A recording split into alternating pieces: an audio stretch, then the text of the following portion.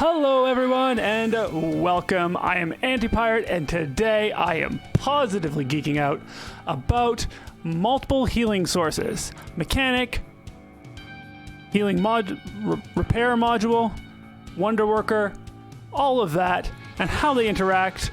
I was going to do a video about how tier 4 mechanic is like the best skill to tier 4, but when I was doing testing for it, I came to realize something. It might not be. It does increase the healing you get from Mechanic by 40%, which is way more than tier 4ing other skills, but too much healing doesn't do you much good. The most you can do with healing is make your bot take 2.5 times more damage to take down. It has to do with the math of how degradation works. And in practice, that's really hard. That's a really hard maximum to reach. So instead, I'm doing this video. And as you can see, I've put a repair module on my Ravana, and I've actually taken it. I've not put it on my Blitz. So we've got a few different cases. We've got Blitz with Wonderworker and Mechanic, Invader with Mechanic, Wonderworker, and repair module, Ravana with Mechanic and repair module. The Ojun and the Bulwark aren't really the stars of the show here in terms of healing. They do both have Mechanic, but they don't have any other sources. So let's get this started. Now, you can see up in the top left that I've added 3 markers. The red marker, the yellow marker, and the blue marker. The red marker is the point on your health bar where degradation will reach when you're dead, guaranteed. That's 40%. 40% of damage is counted as degradation. Once you've taken your full health bar with damage, that is where the degradation will reach. The yellow mark is where the degradation will reach if you've healed 50% of your starting hit points over the course of your bot's life. And the blue mark is where you get if you've healed 100% of your bot's total hit points during its life. So I'm kind of going to center. I don't want to get hit by the guys off on the far right there, so I just kind of try to move through. That Loki kind of exposes himself too much, and I take him out. I'm using this hill here as cover. My Mechanic is doing all the healing right now. It's kind of keeping me pretty close to topped up. But then this Falcon comes in here, and I think, yeah, see, I kind of miss my Death Survivor trigger, which would have really helped me out there, because the damage from one of his thunder shots gets delayed by lag, so it kind of puts me in a bad position here. As you can see, the degradation is getting very close to the red mark. And this leech just kind of has the jump on me, and that's it for the Blitz.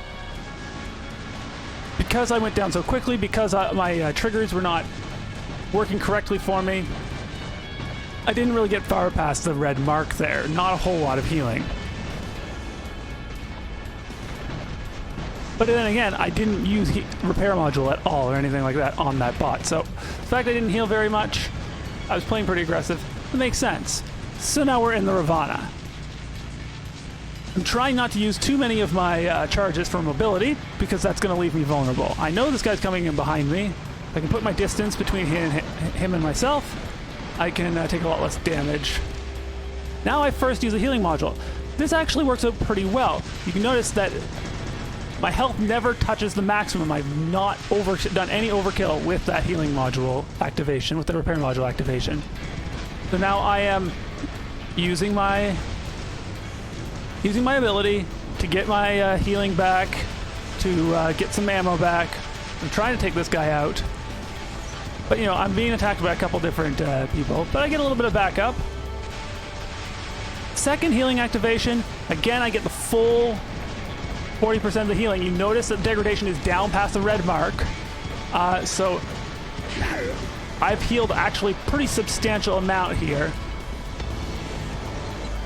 I want to see exactly what the degradation. So now I'm able to disengage from the combat because there are other people there.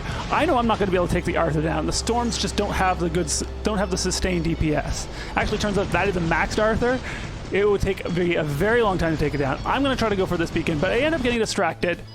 And here we can see that my degradation has dropped almost to the blue mark. So because of the 2 successful repair activations where I didn't overkill at all. And just the amount of time I've been alive, I've managed to heal like pretty much my bot's whole health again. So I've made myself a pretty big thorn in these people's side. Then I go down. So now I'm gonna bring in the Invader. This is completely decked out with healing. So much so that I'm not going to really get the full benefit of any of the individual healing sources because I'm going to overkill the healing at some point. Here's a nice little move. He has to guess when I'm in 100 meters, but I can see the range because I'm so far above his head. He completely misses me with his blast wave, and I'm able to get in close and suppress him. Because he can't really shoot through his shield, I'm not even activating the healing module yet. Once both of his weapons manage to reload, I am going to use my Wonderworker skill right here. He tries to knock me away, doesn't get me outside 100 meters, not fully, so I'm able to suppress him again. Avoiding his attack, so again, I can still kind of hold back on the healing module, let the mechanic do his work. I've got tier 4 mechanic on this bot now, so I'm saving that healing module for when it's not going to be overkill. I'm able to suppress him a third time, and while I'm not going to be the one to finish him off, playing a regular bot against a max Titan, he doesn't even really drop me below half health, and I'm able to go on fighting. So that is a pretty good matchup. That is actually why I have put Flamers on this Invader. This is why I'm considering switching this build over, is so that I can fight against Arthurs effectively with it. Unlike Fenrir and Falcon, Invader does not rely on its damage resistance. So damage resistance would help you get more out of your healing. So it is a better tank to try and use against Titans. Now I am activating my healing module, trying to keep myself. You can see that the gray mark is starting to get a little bit closer to the yellow. The gray is getting closer to yellow. So now I've actually healed about 50% of my total health. Unfortunately, there's multiple people shooting me, including cryo rockets. I'm not able to get any more legs out of that bot. So there's some good examples of healing. Here's a good example of why, even though Quantum Radar is more useful because of the number of bots with stealth, when you pair off Quantum Radar versus Shield Breaker, Shield Breaker tends to win. Because you never lost the targeting on your target, and you're able to immediately start firing again. Now, I could take off and allow Yang Li to let me target this guy, but I really don't need to take advantage of that here because I know his stealth is very short, and I'm able to finish him off. Trying to tease out as many ability activations as possible out of that Ravana, using my Redeemers. Redeemers tend to be pretty good for that. I want to turn this beacon very quickly with myself and the other Ojun. This Ravana goes Transcendent, so I decide to finish off the Leo instead. Got a little bit of lag going on there. We're able to hold this beacon against the Ravana a little bit. I actually end up going after. At this point, I've recognized that this America guy is definitely the guy to beat, and I really want to take out his next bot. I know he's already used his Titan, so if we can get rid of his bots, that's going to put our team in a better position to win.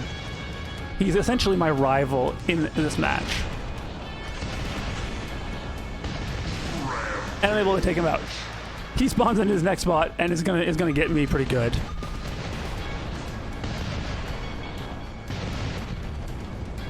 There's not much I can do here. I'm pretty much spent. But we're handy to our original spawn point, so I bring in my Bulwark.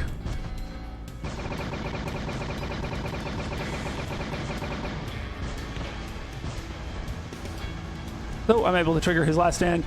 I think his ability still hasn't come back, so I'm able to finish him off, well, with some help. Now, I'm expecting him to spawn another bot in on this beacon because I'm nowhere near it. I have no chance of turning it. Now, I'm not sure why he chose to spawn in an Ojun here, because Ojun with Vipers is probably the worst bot, one of the worst bots to try to take out a Bulwark with. The Vipers just aren't good against shields. Now, I'm happy to occupy him for a long time. I want to win this fight. I'm going to be careful. I'm going to take my time. Also, I need to focus a ton to aim these glaciers currently. I know he's going in the air again. I'm checking because I saw that I got suppressed. I wanted to see what that Nightingale is doing. Cycling my shield to absorb as much damage as possible. He's trying to use cover. I should have stuck around to turn this beacon sooner, but at least I get it at this point. I think he even gets another flight. This is a really drawn-out engagement, but we are both doing our best to try to get the better of each other, but I don't think he has much of a chance of beating me just because of the way the builds match up. I wonder if he would have been better served looking for a different target, because he's not going to beat me for this beacon. I don't know if he's overconfident. Also, I haven't used any power cells in this engagement whatsoever, because shield breaker doesn't do me any good here. But he's using his power cells. And here I'm able to get the line of sight that I can finally finish him off. Feel like it took more rockets than it should have. That accuracy is really kind of hurting me. I see that we got that beacon under control, so I'm gonna head back this way. For some reason, that America guy has spawned his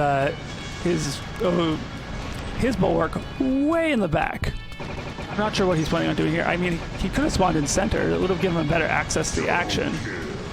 I'm able to turn center here, and we can see that the time's almost up, and the beacon tape has turned in our team's favor, my team's favor, just by a little bit. And I still have my Titan left over, so I am having a hard time hitting this Ming here.